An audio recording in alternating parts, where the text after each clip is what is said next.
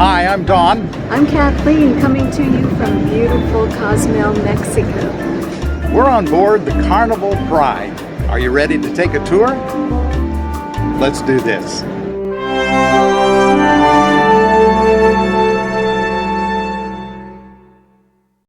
Alrighty, here we go. The Carnival Pride was born in 2001 with a birth weight of almost 86,000 gross registered tons. She is second of 4 Spirit class ships. Her sisters are Carnival Spirit, Legend, and Miracle. The Pride has 12 decks and holds up to 2,200 passengers at double occupancy. To see that in perspective, when we docked in Costa Maya, we found ourselves next to Royal Caribbean's Allure of the Seas. She weighs in at roughly 225,000 gross registered tons. That makes the Allure 3 times larger than the Pride. An important note here when making comparisons is that the passenger-to-space ratio of the Pride is about 34, which is about the same as the Allure. That means you have about the same elbow room on the small ship or the big ship. So the Pride is both older and smaller than many cruise ships sailing today. That means she is lacking in some of those newer amenities like roller coasters and ice skating rinks. But don't let that deter you. The Pride's small size and convenient layout make it easy to get around with a short walk, and there's 15 elevators. Rather than just give you a deck-by-deck run through the ship, let's talk about what makes the Pride unique and why you should or should not consider spending your vacation on that ship. All cruise ships have cabins and restaurants and swimming pools and Lido decks. So what makes the Pride stand out from other cruise ships? Well, the first thing to impress us when we boarded the Pride was her unique interior decor. The ship resembles a classic Italian art museum. Renaissance-era art reproductions are literally everywhere you look in the common areas of the ship. While most passengers seem to ignore them, we often found ourselves stopping to study these works of antiquity. The art is paired with dark woods and rich colors. It has more the feel of a classic European hotel than a Carnival cruise ship. What do you think? Do you like this classic design and all that artwork? Or would you prefer something more simple or contemporary? Leave your comments below. We would love to know what you think. This unique decor is also carried over to the buffet where life-size mermaids adorn the ceiling. I didn't count them, but there must be 100 of them. And then there is David's Steakhouse, which is arguably the most beautiful restaurant at sea. So named for the giant reproduction of Michelangelo's famous statue, David. Since we're on the subject of food, let's go ahead and talk about dining options aboard the Carnival Pride. I mean, what is a cruise without a lot of food, right? At the top of our list and also at the top of the ship is that David's Steakhouse. In newer Carnival ships, this venue is called Fahrenheit 555.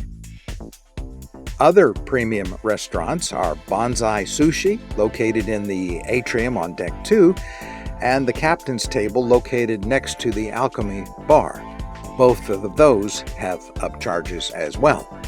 There is one more eatery with an upcharge, though I wouldn't call it a premium restaurant. It is the Seafood Corner located in the Mermaid Lounge.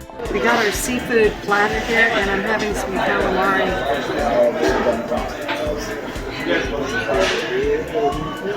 Go ahead. Yeah. If you have eaten in the buffet on other Carnival ships, you already know what that is like. Also within the Mermaid Lounge, you can find the pizza station, an omelet station, at least during breakfast hours, a premium coffee shop, and a deli serving up made-to-order sandwiches. There's plenty of seating here, and it didn't ever seem crowded as it is on some newer Carnival ships. All right, then moving forward from the Mermaid Lounge into the main pool area, you find two more Carnival favorites, Guy's Burger Joint and the Blue Iguana Cantina. Both eateries are included in your cruise fare. Finally, there is but one main dining room located on decks 2 and 3 aft. At the time of our cruise, the third deck was reserved for my time dining, and the second deck was used for assigned dining times. Early dining is 6 o'clock p.m. and late dining is 8:15 p.m. Of course, main dining room meals are included in your cruise fare.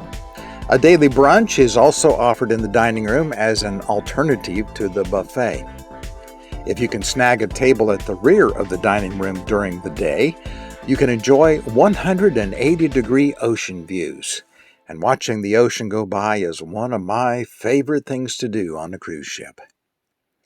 Well, that pretty much covers dining options. Let's move to the Promenade, which is located on deck 2.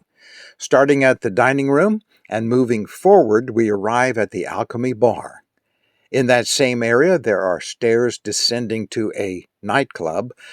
We never actually witnessed it open. I assume it was a COVID protocol thing. Continuing forward, you will see plenty of comfortable seating for lounging and socializing. Then into the atrium. For a smaller ship, this is an impressive center atrium. The space is the hub of the ship and includes the atrium bar, 3 glass elevators that will carry you all the way from David's Steakhouse with a spectacular view of even more Renaissance murals. Even if you don't care anything about art, this is quite impressive.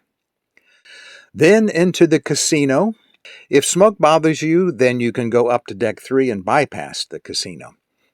We will talk more about deck 3 in a moment, but for now, let's continue forward through the casino and past the Sky Bar.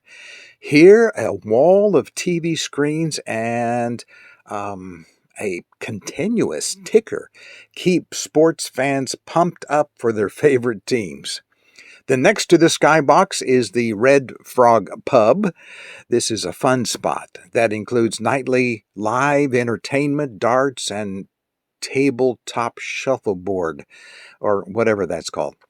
Back onto the promenade and past the coffee shop, you can peek into the card room, then onward to the Taj Mahal Lounge, which is actually the ship's theater. This is a multi-purpose venue rising upward for 3 decks, offering good views from almost any seat in the house. In addition to the playlist production shows, love them or hate them, either way, here you will find also bingo games and the very popular Deal or No Deal game. It's played pretty much like the TV show. We are now at the very front of the ship on deck 2, and I want to show you a surprise on deck 3. But before we go up, let's go down to deck 1 for the Butterflies Lounge. This is a second venue for entertainment located directly beneath the Taj Mahal Lounge. What's nice here is that you can attend an event in one place, then go directly to the other place for the next event without having to trek from one end of the ship to the other. It's very convenient. Would you take a moment right now and click subscribe and the notification bell? It would mean a lot to us. Thank you. Back to the video. I said in the beginning that we would point out unique features of the Pride. Well, here is a very unique place that I have not seen on other Carnival ships. Deck 3, forward. It's called the Sunset Garden Promenade. Taj Mahal to the sunset. Excuse me, one How pretty. So cozy you can sit and look out over the water. The murals on the ceiling. All of the tile work. Isn't this beautiful? Lots of cute places to sit and relax. I love it. Then moving aft on deck 3, also known as the Atlantic deck, also known as the Upper Promenade, we discover the warehouse. This is Pride's arcade. I was surprised how much was in here for a small ship. There is even a VR game that looks like fun. I understand that the ship's chapel was originally in here, but in her 2019 dry dock, the chapel was removed and the arcade was expanded. So where you used to pray, you now play. Next door is the Ivory Piano Bar, a delightful place to have a drink and listen to, well, you know, the piano. Continuing aft on the Upper Promenade, we enter Pride's shopping mall, or as they call it, the Fun Shops. Here you can buy Carnival branded goods, jewelry, cosmetic, clothing, booze, and candy. And you don't need cash. Purchases go directly to your cruise ship card. Of course, these shops have sales and contests throughout the week. How about some Tanzania? No? Then let's continue aft through the photo gallery, which overlooks the atrium. The Pride still sells photos the old-fashioned way by displaying the prints on a wall where you pick them out and pay for them. By the way, there is an exterior promenade along deck 3 as well. For now, let's ascend to decks 9 through 12, or as I like to call them, the rec decks. Up here you will find swimming pools and movie stars. Well, maybe no movie stars, but you will find the spa and the fitness center. Within the spa is the beauty salon. There is a large hot tub in the spa. This hidden gem is usually only associated with an upcharge, but on the Pride, it's included in your cruise fare. There are also steam rooms and saunas in the spa. All right, moving aft from the spa, we pass the first swimming pool, which wraps around a large hot tub. This area is also the designated smoking area. Continuing aft, we pass the Red Frog Rum Bar and the Blue Iguana Tequila Bar to arrive in the main pool area. In addition to the pool, there are a couple more hot tubs and the Seaside Theater.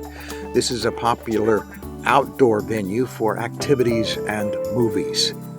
This area also has a retractable roof for inclement weather days. Then past the Blue Iguana Cantina and Guy's Burger Joint before we enter into the buffet again. And since we've already talked about the buffet, let's pass through to the Serenity Deck on the back of the ship. This is Carnival's adults-only deck, featuring a third pool, another hot tub, and of course another bar. The Serenity Deck on the Pride is directly accessible to the buffet. Up one deck, you can take a slide ride. Up another deck, you can take another slide and let your kids play in the small waterworks area. Deck 11 includes the basketball court, mini golf, and a short jogging track.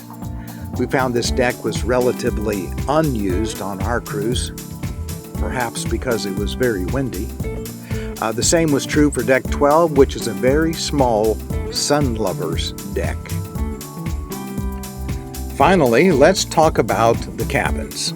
As with most cruise ships, the Pride has an assortment of cabin types: inside, ocean view, balconies, and suites.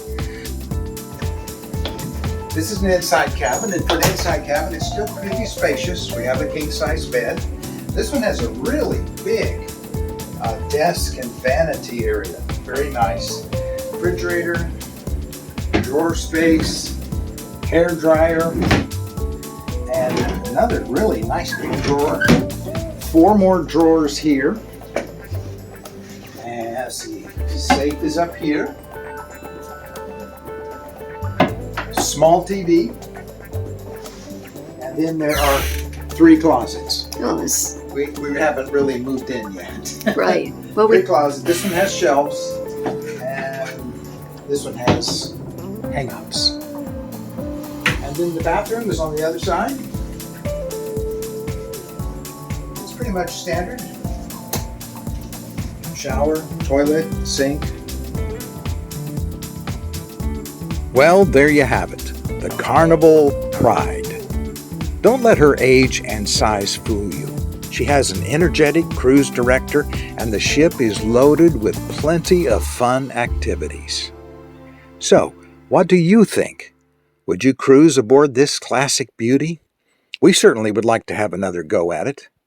And if we can help you book a cruise on the Pride, or any ship for that matter, just let us know. Well, that's it.